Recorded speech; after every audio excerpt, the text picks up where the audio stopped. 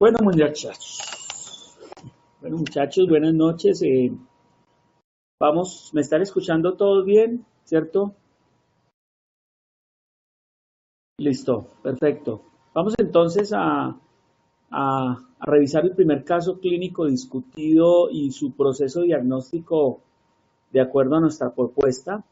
Eh, yo lo voy a hacer completico y el siguiente caso para la próxima semana le digo qué grupo lo va a presentar, que ya tenemos. Vamos a aprovechar de pronto las historias multidimensionales que están haciendo y que les quede pues más fácil para que hagan la presentación incluso acá. Entonces, muchachos, esto es un paciente, qué pena lo del nombre acá, es un nombre hipotético, ¿yo? Pero no, uno no debe poner nunca el nombre ni siquiera hipotético. Paciente de 75 años de edad, sexo masculino, conductor camionero, religión católica, procedente, es un paciente de acá. Es hipotético, pero es un caso real, qué pena. Ese paciente consultó básicamente con sus palabras, decía, se me hincharon las piernas y la barriga. Es un paciente que ingresa con un cuadro clínico crónico de 8 meses de evolución, donde el síntoma principal inicial es una disnea progresiva que evoluciona, eh, digamos, a pequeños esfuerzos y mejora con el reposo y concomitantemente posterior al cuadro empieza a presentar un edema de miembros inferiores de aparición insidiosa, progresiva, constante, frío, blando, indoloro, que se acentúa con el transcurso del día y mejora cuando el paciente se acuesta, empeora con la actividad física. Acompañado de fatiga y un poco al parecer de cianosis. Hace un mes el cuadro se exacerba, sobre todo el edema, y se acompaña de distensión abdominal, al parecer ascitis, disnea paroxística nocturna, ortopnea y oliguria. Ese es como el cuadro general resumido, muchachos, resumido. Revisión por sistemas, no colocamos sino lo relevante. En manifestaciones generales, pérdida de peso anterior, 3 kilos, palidez, sudoración, una fiebre inespecífica, insomnio, hiponorexia, y gastrointestinal, alteraciones del hábito intestinal, principalmente con constipación, más o menos hace una semana, no refiere ninguna otra alteración.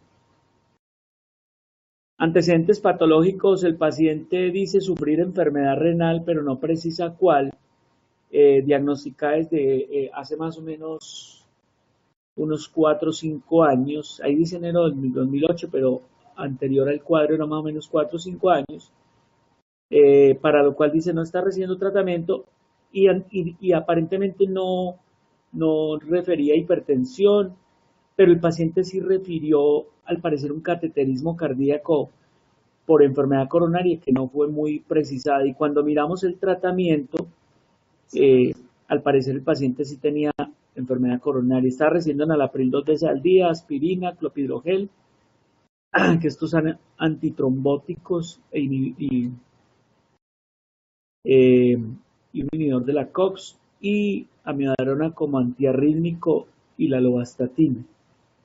Eh, Anteriormente refirió haber presentado un cuadro similar aproximadamente 9 meses, pero no refería a otras características del mismo. La historia familiar, antecedentes patológicos, la madre, un SEA hepático, murió por tal razón y un hermano le dio trombosis cerebral y otro hipertensión arterial. No había ninguna otra. La historia social, fumador, alcohol y consumidor de bazuco, cocaína y marihuana. Un poquito, pues esto es como para la multidimensionalidad, pero pues por ahora, la verdad, vamos a hacer más un enfoque biomédico del paciente, casado 2 veces, 3 hijos, la relación con los hermanos es buena, dice tener una relación respetuosa con el entorno, la vivienda, barrio, en una casa de Esterilla, ubicada en el barrio Naranjal, alimentación, alimentos de carretera, porque soy un camionero, ricos en grasa y carbohidratos, o sea que dieta por ningún lado. Actualmente no desempeñaba labor, pero siempre fue conductor. ¿Qué pasa de examen físico? Encontramos un paciente con una temperatura normal, un pulso de 66, una frecuencia normal, una frecuencia respiratoria un poquito taquipneico, una presión arterial del brazo de 110/70 y de la pierna de 160. Un índice isquémico, que es la relación entre tobillo-brazo, acuérdense que lo normal es por encima de 0.9, estaba en 0.99, o sea que no hay problema. Una talla de 168, un peso de 71, con un índice de masa corporal prácticamente en el límite, ¿no? Recuerden que es 24.9 y por encima de eso sobrepeso, o sea que estaría en un sobrepeso ligero.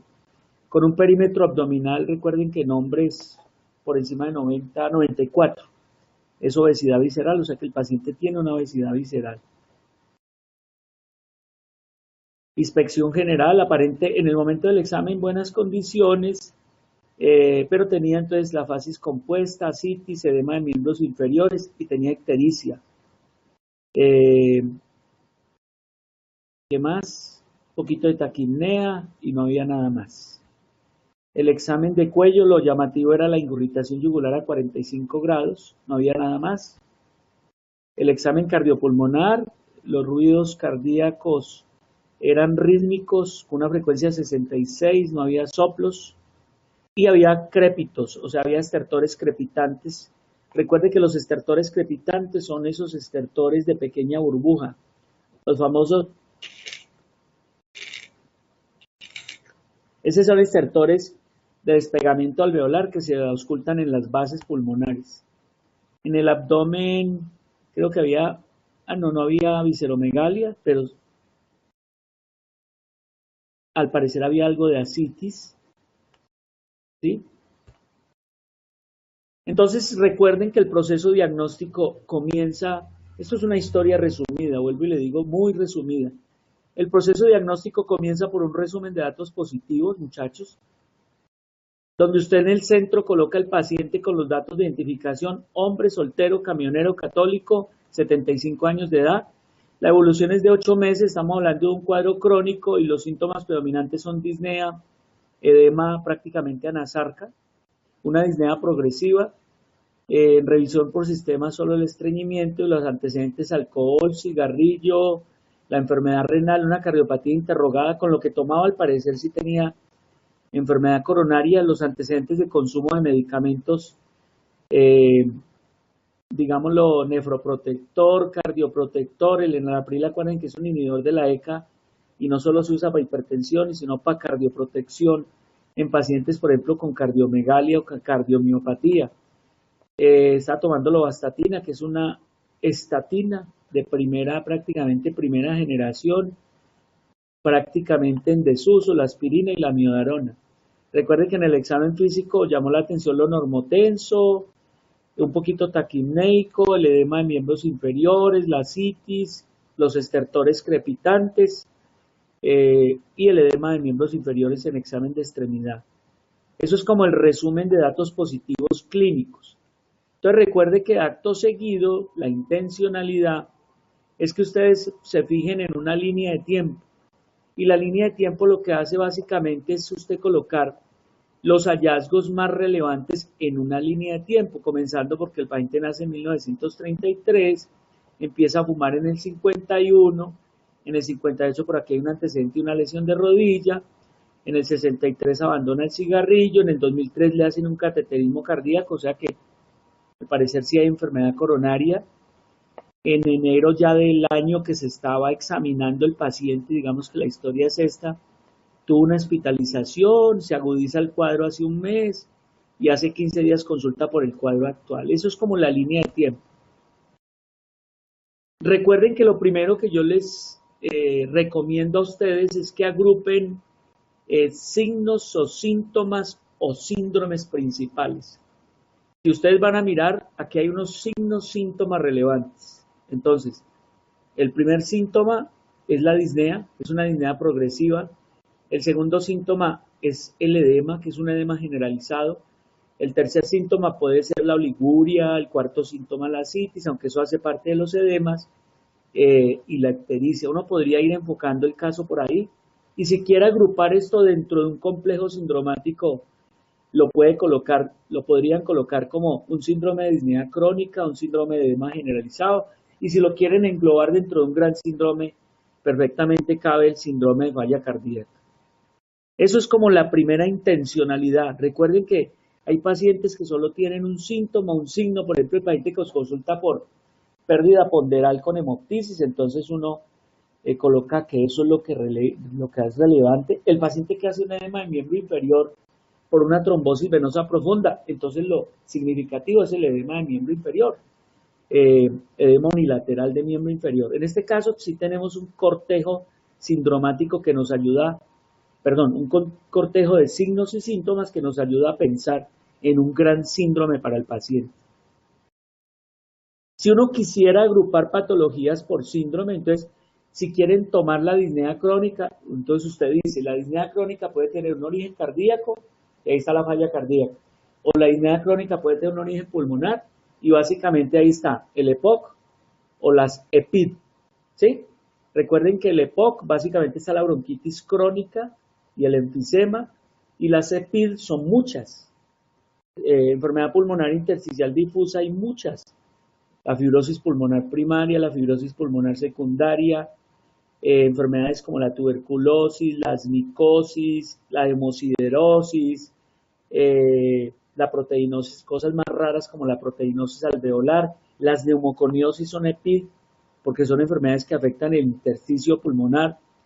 El síndrome de Pickwick, que recuerde que básicamente es la hipertensión pulmonar primaria o mejor secundaria o primaria por una obesidad que termina siendo cor pulmonar y falla cardíaca derecha. Entonces lo primero uno ubíquese en disnea crónica y después ubíquese de pronto en el síndrome de falla cardíaca y todas las causas que producen la falla cardíaca. Entonces está la primera causa de falla cardíaca, la cardiopatía hipertensiva, la segunda causa, la cardiopatía isquémica, después aparecen las miocardiopatías, y dentro de las miocardiopatías está el grupo de las primarias, las secundarias. Entonces, eso es una cosa muy amplia, pero las causas más frecuentes son la hipertensión, la isquémica y las valvulares. Y estaría también el grupo de las cardiopatías congénitas. Y la otro grupo, las cardiomiopatías. Recuerden, primaria, causa desconocida, y secundaria, por ejemplo, la secundaria lupus eritematoso, la escolagenosis. La secundaria, por ejemplo, a un cor pulmonar, ¿sí? Las primarias como la fibrolastosis endomiocárdica, el síndrome Loeffler del corazón, las secundarias como la alcohólica, ¿sí? Pero usted siempre piensa, ahora aplicamos leyes en lo más frecuente. Pero también se puede englobar por edema, ¿cierto? Y entonces en el edema, usted dice, ¿estamos hablando de un edema localizado o estamos hablando de un edema generalizado? Si estamos hablando de un edema localizado, entonces la causa puede ser de origen venoso por una trombosis venosa, obstrucción venosa, una insuficiencia venosa, o de origen linfático. Entonces la linfangitis infecciosa, o la ausencia congénita de un territorio linfático, la enfermedad de Milroy, que es la enfermedad linfática heredofamiliar. Pero en este caso, este paciente estamos hablando de un edema generalizado. Y las causas de edema generalizado son de origen cardíaco, de origen renal como el síndrome nefrótico, de origen hepático como el síndrome, la cirrosis, o causas generales como por ejemplo la hipoproteinemia por desnutrición crónica o el paciente que hace un edema angioneurótico por una alergia. Entonces uno engloba patologías, todo cabe ahí y tiene que ir filtrando, tiene que ir decantando, ¿sí?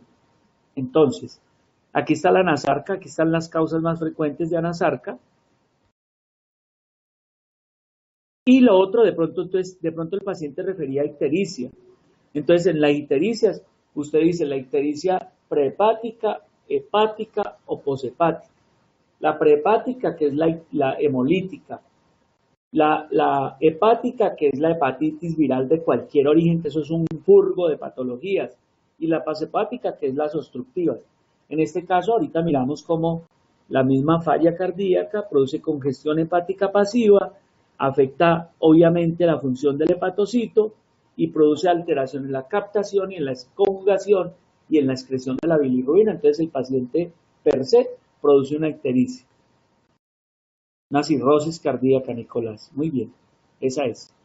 Y de pronto el paciente refería que tenía palidez, que de pronto tenía cefalea, que había fatiga, cansancio. Entonces, clínicamente es un síndrome anémico.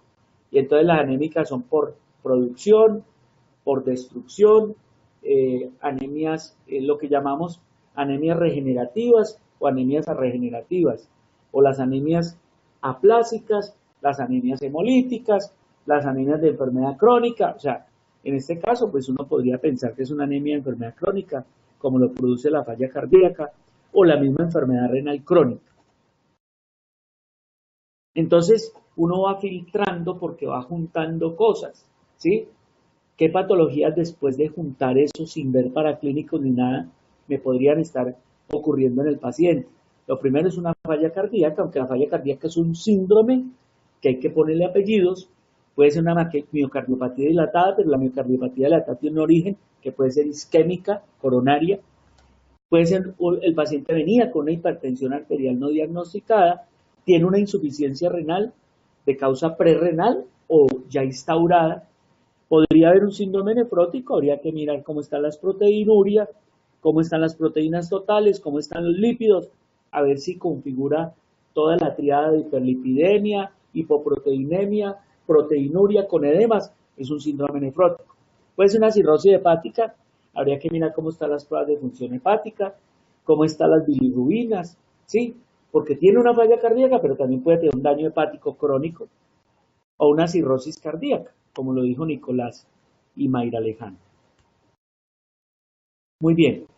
Uno de pronto clínicamente, sin hacer paraclínicos ni nada, entonces uno podría decir, apliquemos un poquito la clínica y en síndrome de falla cardíaca apliquemos los famosos criterios de Framingham.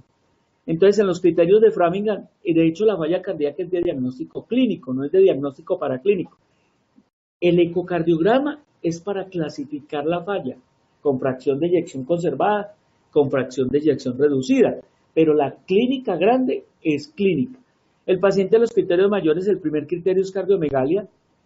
Por clínica el PMI no estaba palpable, no sabemos si había cardiomegalia. Vamos a ver la radiografía, es posible que sí.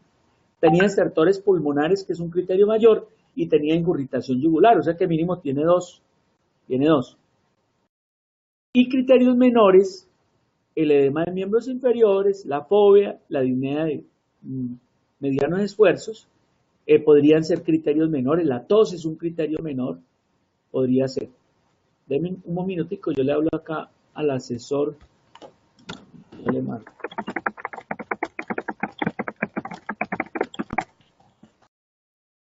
Listo, muchachos. Muy bien, continuemos.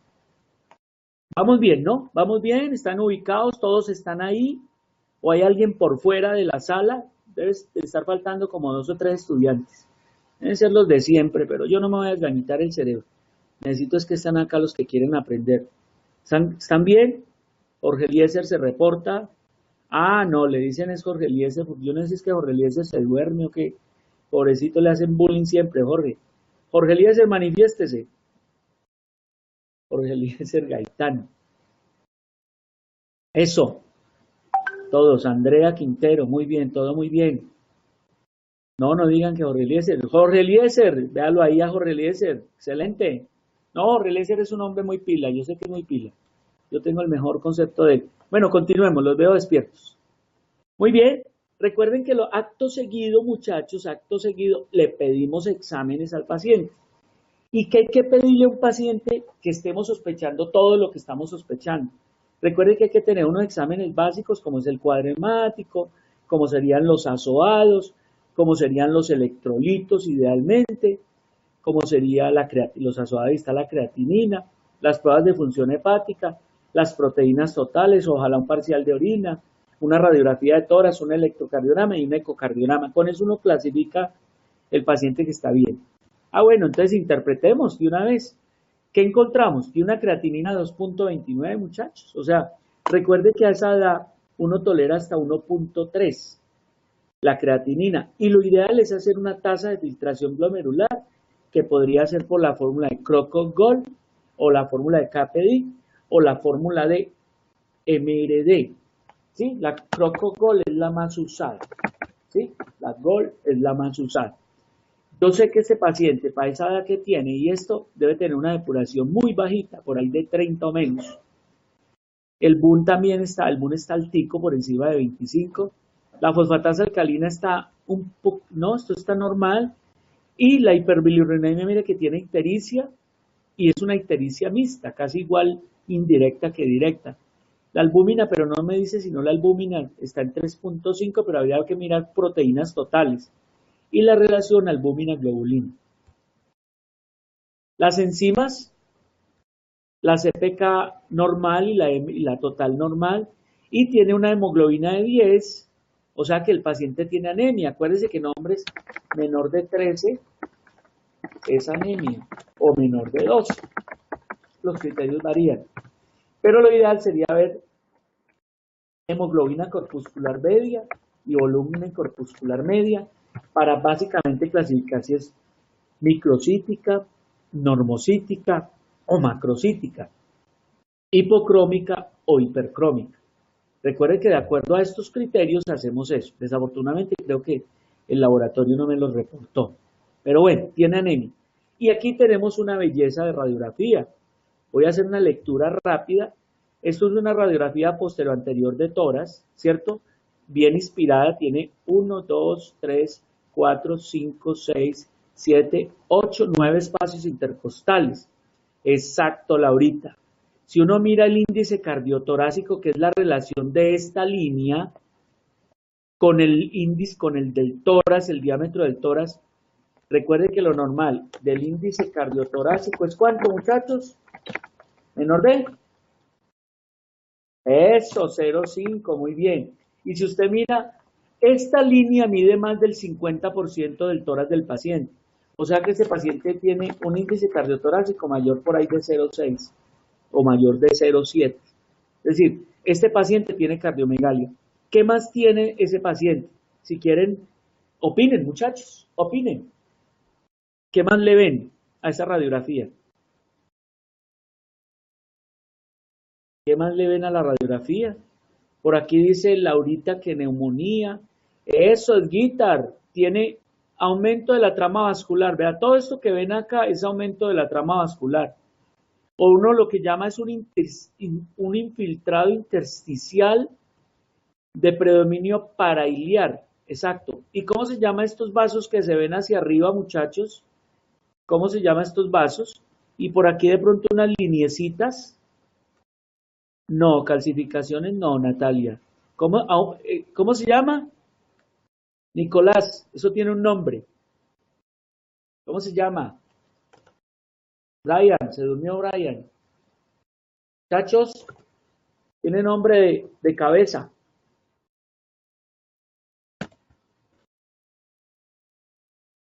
Ahí les doy la clave. Escriban. ¿Cómo se llama cuando la trama vascular hacia los ápices está aumentada? Las líneas de Kerley son las basales. De pronto por acá, de pronto uno podría decir que es una línea porque es edema intersticial o edema cisural. Pero ¿cómo se llama este aumento de la trama vascular? Eso, Edgar José, muy bien. Cefalización de flujo. Eso es por hipertensión pulmonar, postcapilar. Epa. Muy bien. Entonces este paciente tiene cardiomegalia global. Mire que es global. Si uno quiere mirar si ese atrio derecho está aumentado, pasa una línea aquí para external y el borde derecho del corazón, que es el atrio derecho. Esto es el atrio, vamos a rayar. A mí me gusta rayar. Lápiz. Este es el borde derecho del corazón. ¿Qué pasó acá? Borde derecho del corazón. Y este es el borde izquierdo del corazón. ¿Sí? Este es el borde, este es el ventrículo izquierdo. Este es el ventrículo izquierdo. Recuerden, les voy a acordar. Este es el botón de la aorta. Este es el botón de la pulmonar. Este sería la auriculilla izquierda o la arejuela auricular izquierda. Y este sería el ventrículo izquierdo. O sea, ese paciente tiene una cardiomegalia global, cefalización de flujo, aumento de la trama vascular globalizada, vasos que se ven hasta el tercio externo de eso, no tiene edema, mire que no tiene edema, no tiene derrame pleural, mire que los ángulos costofrénicos están libres. ¿Listo? Ahora vamos a ver el electro. ¿Listo? Opinen. Opinen.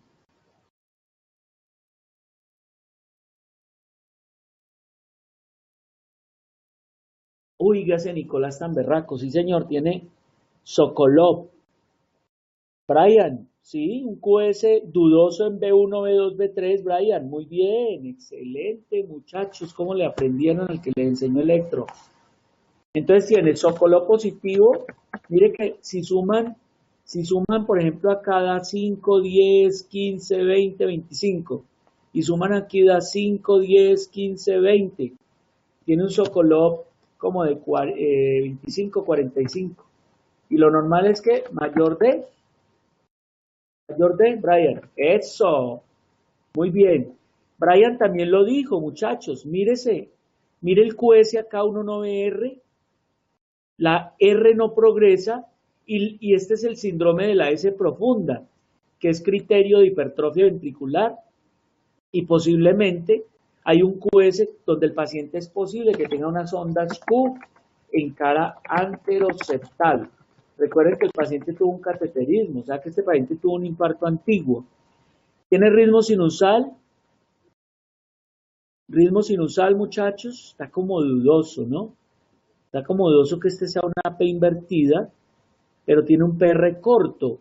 El RR es irregular, un poco irregular. Está dudoso que haya ondas P, muchachos. Parece que es esta, pero miren la P, pero parece con PR corto. O sea que parece que tuviera un síndrome de preexcitación este paciente. ¿Y qué más tiene? Tiene un trastorno de repolarización de la cara lateral alta, miren. Que eso es signo de sobrecarga sistólica ventricular izquierda. ¿Sí? Ventricular izquierda. ¿Listo? Hay un trastorno de repolarización lateral. ¿Sí? Que es equivalente a sobrecarga sistólica. O sea que aquí dudosamente, si uno dijera que hay un RR irregular, puede haber, esas ondas P son muy dudosas, muchachos, muy dudosas. Puede haber una fibrilación atrial con una respuesta ventricular normal, con una hipertrofia ventricular izquierda y con esa sobrecarga ventricular es un criterio de hipertrofia ventricular izquierda, acuérdense. Esto es cambio de repolarización, mire, el ST con onda T invertido. Muy bien, muchachos. Bueno, el ecocardiograma de este paciente salió cardiomegalia, salió hipoquinesia de cara anteroseptal, hipertrofia ventricular izquierda, válvulas normales. Esto es un remedio del árbol diagnóstico, eso se los dejo para que ustedes le boten corriente a eso. Recuerde que este es el centro del árbol, como el tallo, y recuerde que los síntomas accesorios irían lateralmente.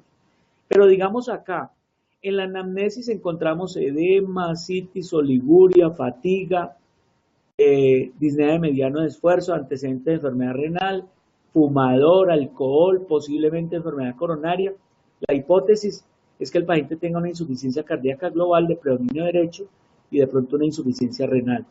El examen físico, el tinte ictérico, el edema, la citis, la matidez cardíaca un poquito aumentada, los estertores y la ingurgitación yugular confirman posiblemente el diagnóstico de falla cardíaca y el síndrome ictérico.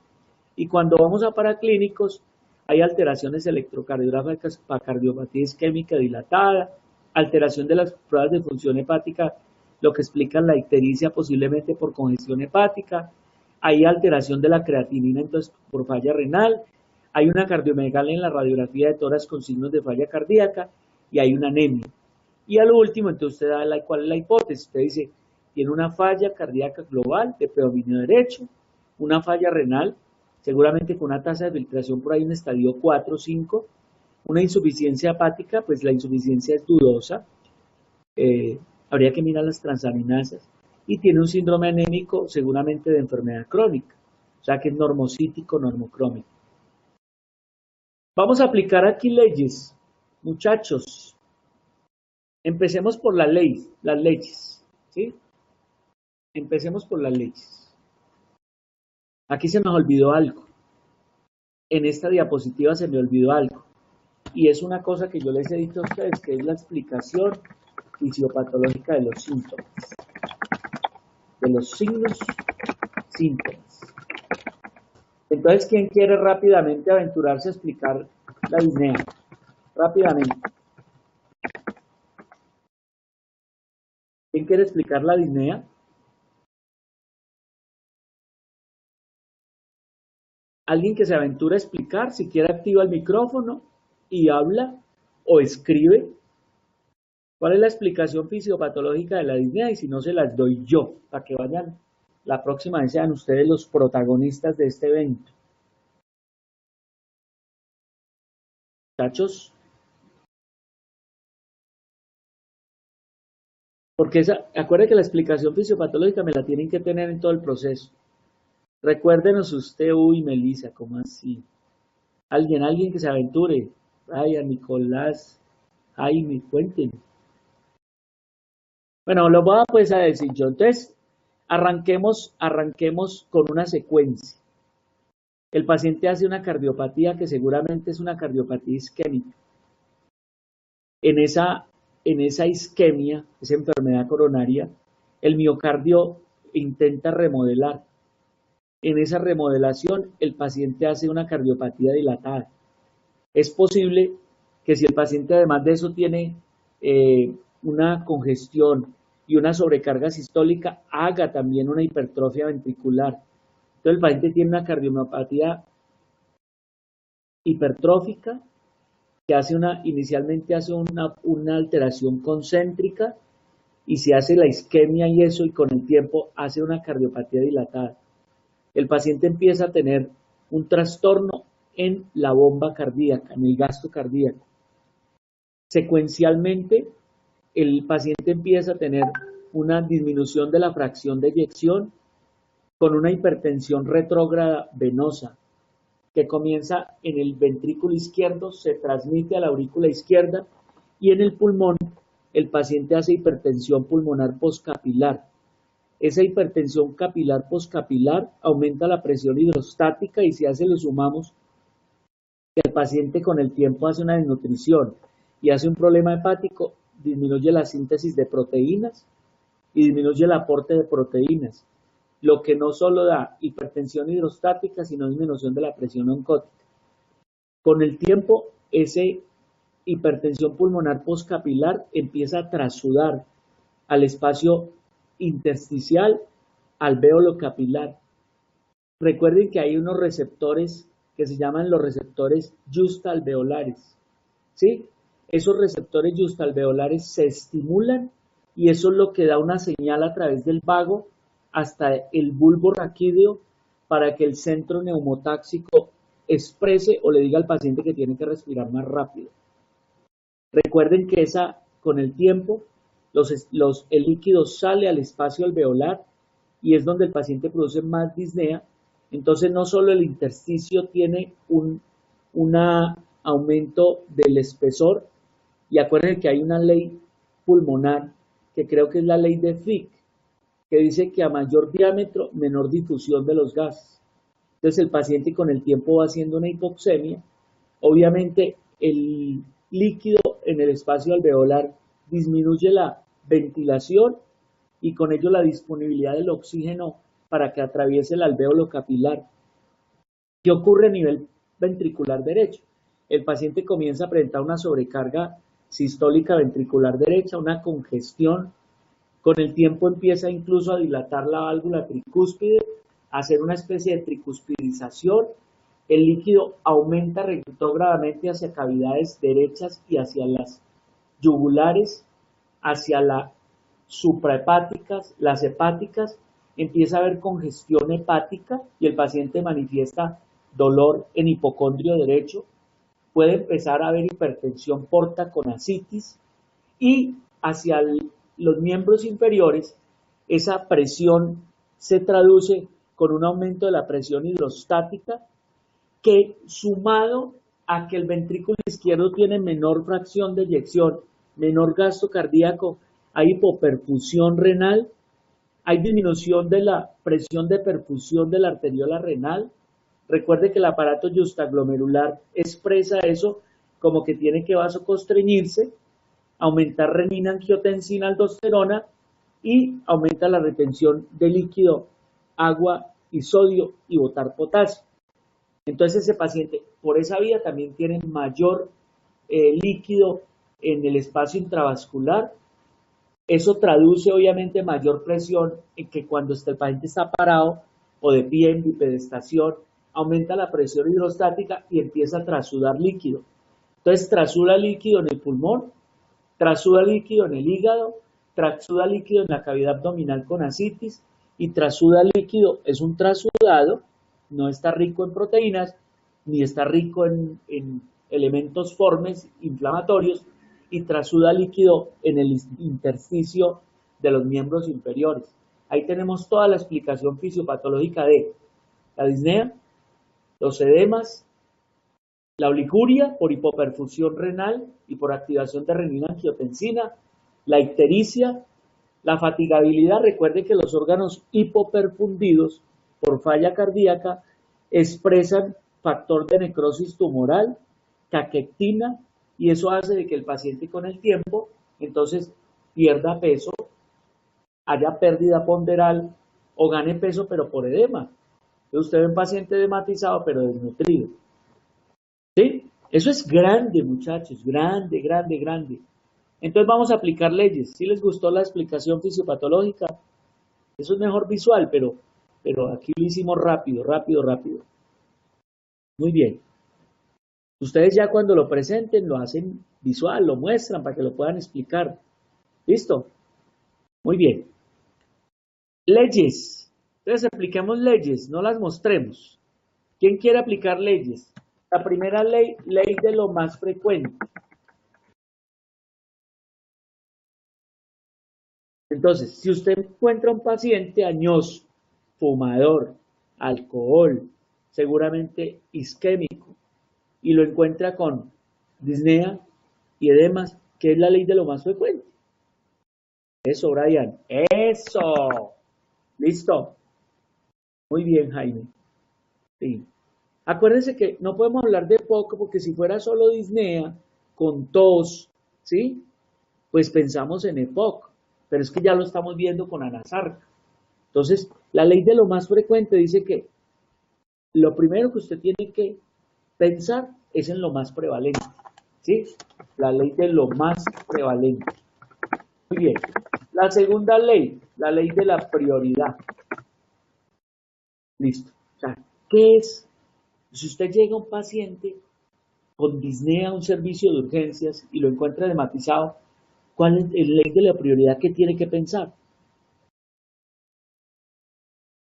Diga, muchachos. Sí, señor, Nicolás, totalmente. Es una falla cardíaca aguda.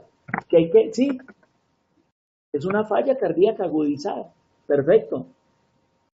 Descompensada. Muy bien. Esa es la ley de la prioridad. ¿Qué más? La ley de la información más completa. ¿Sí? Pues obviamente. ¿Qué dice la ley de la información más completa? Que entre más datos usted tenga del paciente, seguramente hace una mayor aproximación al diagnóstico. Entonces hay que preguntar muchos datos para poder tener herramientas y hacer diagnóstico de precisión. ¿Qué sigue? ¿Qué ley sigue? La ley del por qué.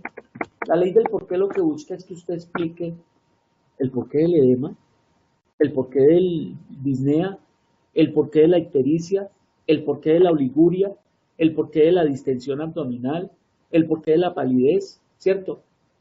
Yo les pregunto, ese paciente tiene una falla renal, el porqué de la anemia, por ejemplo. ¿Quién explica? ¿Qué dice la ley del porqué en un paciente con falla renal o en un paciente con falla cardíaca? El riñón se encarga, eso, Nico, muy bien, disminución de la síntesis de eritropoyetina, una de las funciones endocrinas del riñón. hematopoyética. Una, dos, los pacientes renales por falla renal tienen problemas de sangrados. ¿Sí o no? Dos, tres, tienen problemas de coagulación. Tres, cuatro. Sí, señor, hay una eritropoyesis por hepatoesplenomegalia, Edgar, muy bien, excelente, Edgar, muy bien. Y si tiene falla cardíaca, ese paciente tiene un problema de malabsorción, porque tiene un problema de edema de las mesentéricas, y los pacientes comen y no absorben bien, se desnutren, sí, se absorbe mal la vitamina B12, hacen hasta disminución de ácido fólico. Obviamente si tienen diálisis, pues tienen todos los problemas de la diálisis también. Si tienen un problema a nivel gástrico, pues tienen deficiencia de factor intrínseco de las células parietales. Muy bien, eso es la ley del porqué. Entonces tenemos la ley de lo más frecuente, la ley de la prioridad, la ley del porqué, la ley de la información más completa. ¿Qué dice la ley de la parsimonia, muchachos?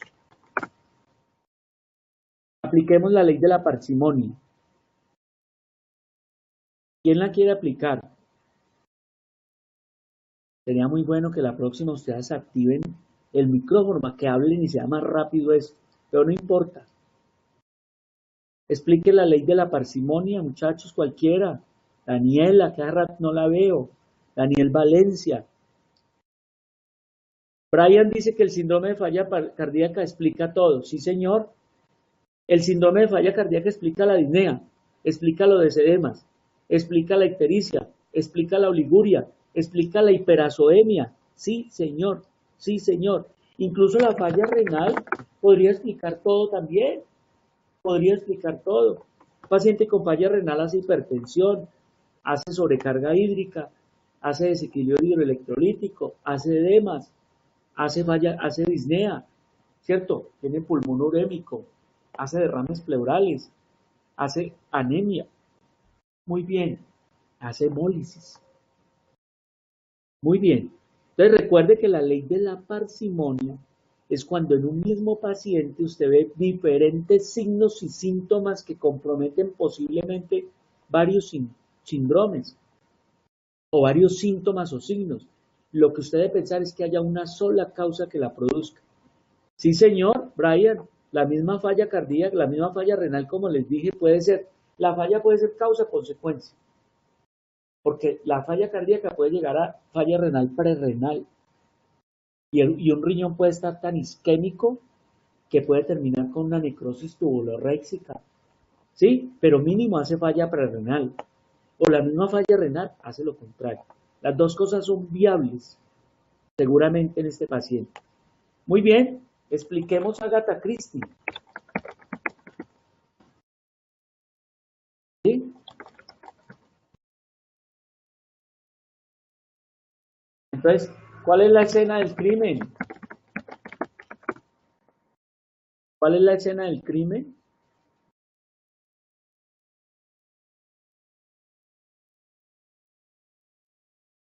Atrévanse. La escena del crimen. Uno puede, es que hay varios escenarios. Sí, el sistema cardiovascular, yo lo pondría cardiorrenal y vascular. Lo pondría así. El sistema cardiorrenal y vascular. Muy bien. Mire qué sistémico. ¿Sí? Tenemos un corazón fallando. ¿Sí? Tenemos un miocardio dilatado. Ahí hay un escenario. ¿Sí? ¿Y cuál es el arma homicida? ¿Cuál creen que haya sido el arma homicida? El primer arma homicida, el que llevó a que empezaran todos los daños. ¿Cuáles creen? Andreita. Pero mire que la falla cardíaca es una expresión, Andrea. Tabaquismo, ¿quién da más? ¿Quién arrancó con todo el daño? Eso, Edgar. Yo creo como Edgar que en principio fue una enfermedad coronaria que llevó a una cardiopatía dilatada. Ese es el arma homicida. Porque yo pienso que el alcohol, ojo, yo pienso que el tabaquismo y los demás hábitos inadecuados, ¿cierto? La transgresión dietética, Son los, ¿cómo se llaman eso? Los, ya tenemos la escena del crimen, el arma homicida. Falta uno. Los, ¿cómo se llaman esos? Diana. Eso, Diana, muy bien. Diana Carolina, son cómplices. Escena del crimen, arma homicida, cómplices. Esa es la ley de Agatha Christie. ¿Nos falta alguna ley? La ley de lo más frecuente ya, la ley de la parsimonia. No, ahí están todos. Y entonces hagamos, para terminar, conclusiones. Acuérdense, empecemos por las conclusiones son diagnóstico topográfico. Topográfico es como la escena del crimen. ¿Sí? Usted ya lo dijeron, corazón, vasos, riñón. ¿Cierto? ¿Estamos de acuerdo? Diagnóstico sindromático. ¿Cuál es, chachos? Escriban, que más rápido escriban. Daniel Valencia, manifiéstese. Diagnóstico sindromático, ahí lo tienen, todo el tiempo lo mencionamos. Chachos, se durmieron. Eso, un síndrome de ICC. Ese es el sindromático. Muy bien, Natalia. Muy bien. Brian. Bueno, diagnóstico etiológico. Póngalo. Ejemplo etiológico, ¿hay que decir etiológico de qué? Etiológico de la falla cardíaca. ¿Cuáles son?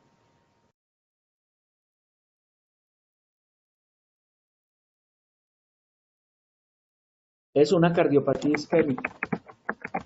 Muy bien. Las valvulopatías no, porque pues nunca vimos que haya un soplo, ni lo diagnosticaron. La hipertensión es dudosa. Yo pienso que más una cardiopatía isquémica. ¿Y quién me quiere dar el diagnóstico específico? ¿Cómo harían, cómo harían el diagnóstico claro de ese paciente? ¿Qué tiene el paciente entonces? Clasifiquen. Entonces ese paciente tiene una falla cardíaca global, eso, descompensada, predominio, eso es izquierdo y derecho. ¿Sí? Es un grupo ¿qué? De una clasificación funcional de New York, por ahí 3, ¿cierto? O 4. ¿Sí o no? Ahí está, por una cardiopatía dilatada, origen posiblemente isquémico. Ahí. Y ustedes lo dijeron, el específico tiene, entonces tiene una falla renal, estadio, habría que aplicar el Coco-Grove, ¿alguien lo hizo? Debe ser un estadio por ahí 4 o 5. ¿Sí? Ahí está. Y tiene una anemia, posiblemente, de enfermedad renal. Y tiene una ictericia de origen cardíaco, ¿sí? Por una congestión hepática. Mire todo lo que tiene ese paciente. Mire todo el análisis que sale de una buena evaluación clínica. Todo, todo, todo. Ahora pues el objetivo no es hacer tratamiento, muchachos, porque le vamos a dar muy duro en todas estas semanas, hacer análisis todo el tiempo, pensar en términos clínicos, ¿sí? No sabemos qué está pasando con la fracción de eyección. Vamos a recordar rápidamente para terminar. ¿Quién me define qué es gasto cardíaco? ¿A qué es igual gasto cardíaco? Rápido. Muchachos, Daniel, Daniela, eso. Gasto cardíaco es igual a volumen minuto por frecuencia cardíaca. Perfecto. Muy bien. ¿Cuál es el volumen minuto normal? ¿Sí? O mejor, ¿cuál es el gasto cardíaco normal? No, ese es el, ojo con eso, Nicolás, sí, el volumen, mejor dicho, ¿cuál es la fracción normal? ¿O a qué es igual la fracción de eyección?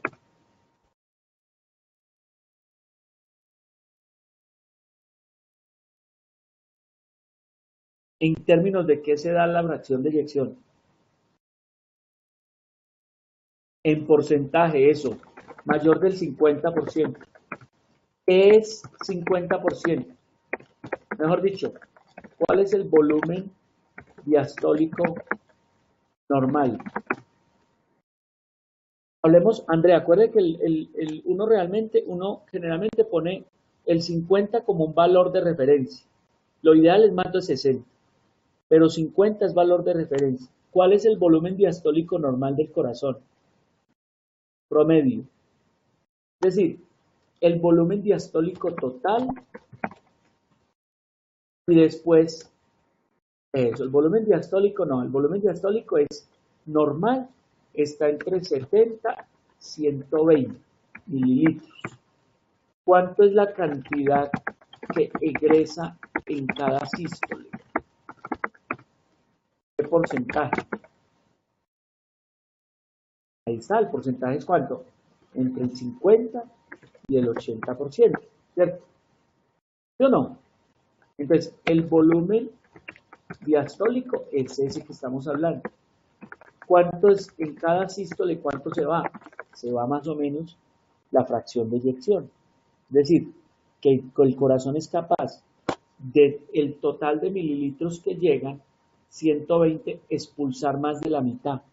Y al final se queda con ese volumen, lo que llamamos el volumen telesistólico, ¿sí? Ese es más o menos. Muy bien. ¿A qué es igual tensión arterial?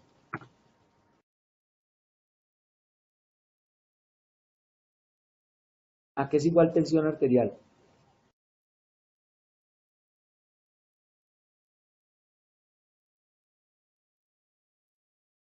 No, no, Vanessa.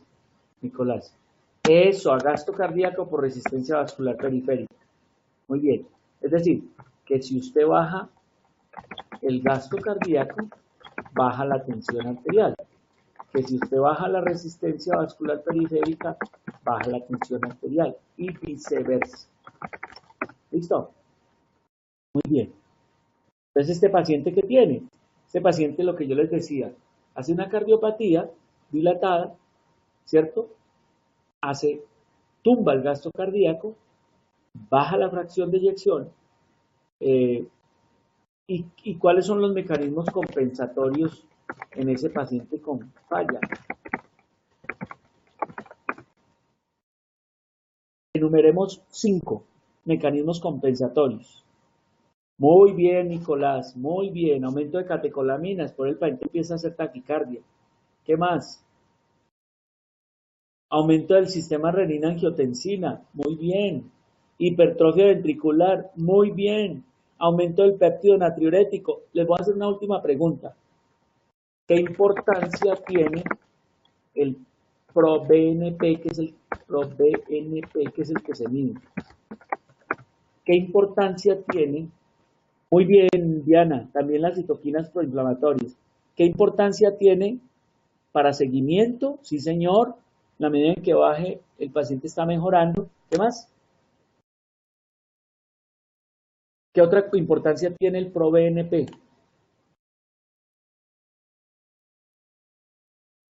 Está muy bien en el seguimiento. ¿Qué otra importancia tiene, muchachos? ¿Qué tal si le metemos esto? Pronóstico.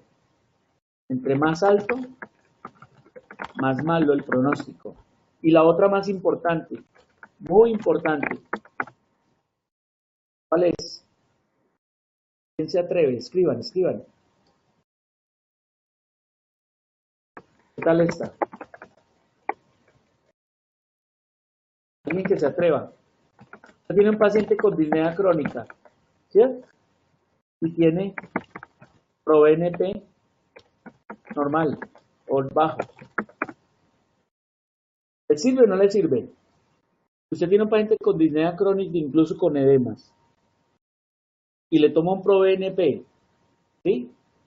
Y está bajo, o sea que la disnea no es de origen.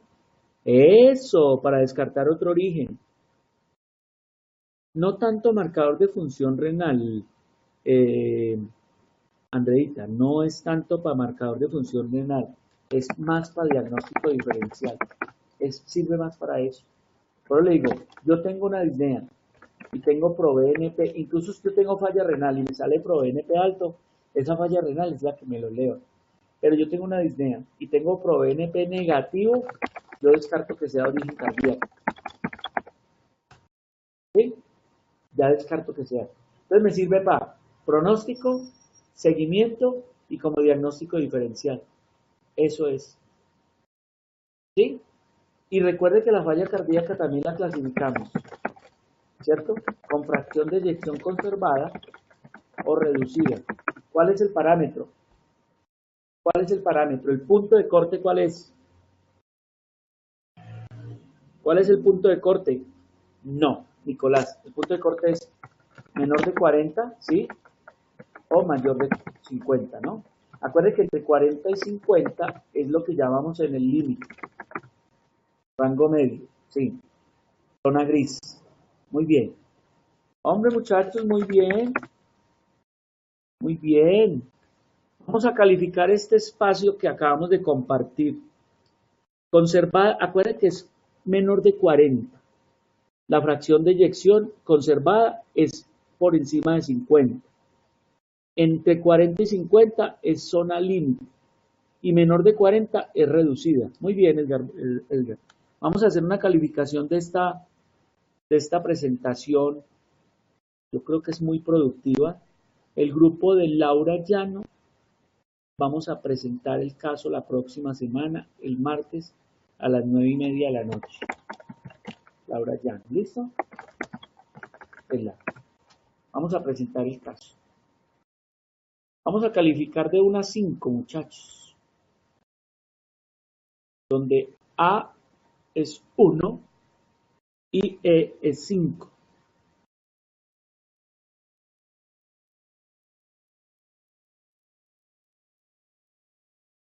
Faltan 5, faltan 4.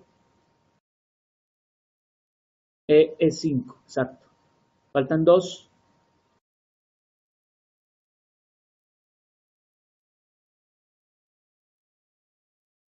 Vamos a aprovechar los primeros casos.